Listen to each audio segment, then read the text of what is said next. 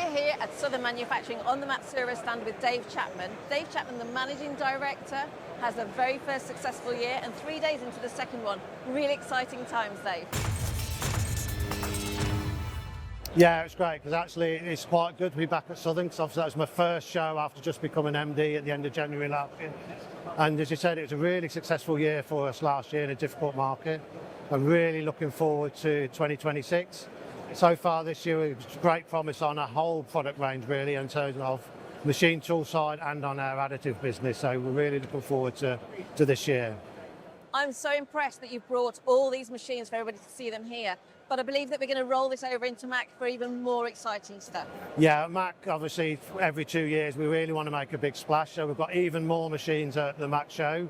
So we've got 3 Matsuura machines, a Murata system up on the process flow.